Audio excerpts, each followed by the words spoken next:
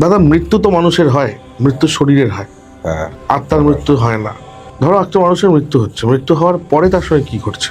মৃত্যু একটা মানুষের বয়সকালে হয়, আবার কেউ অল্প বয়সেও হার্ট অ্যাটাক করেও মারা যায়। এটা আমরা দেখেছি, কারণ 35-40 বছরেও অনেকে মারা গেছে। তো মৃত্যুর পরে আত্মা যে এখানে যাবে আর কি, সেটা তার কর্মফলের উপর ডিপেন্ড করবে।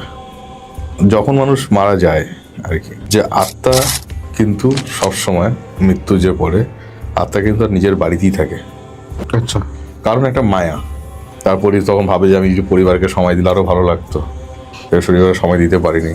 আবার যারা যারা সময় দিয়েছে পরিবারকে, ভালোবেসে গেছে পরিবারকে, তারা দেখেও শান্তি পায় যে না, আমি মারা যাওয়ার পরও আমাকে মানুষ এত অনুসরণ করছে, ভালো ভালো কথা বলছে।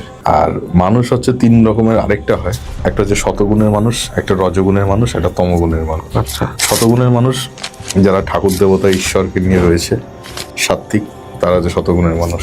যারা বিজনেস, ব্যবসা, চাকরি বাকরি রয়েছে, মানে ভালো লেভেলের চাকরি, তারা হচ্ছে রজগুণের মানুষ, রাজসিক।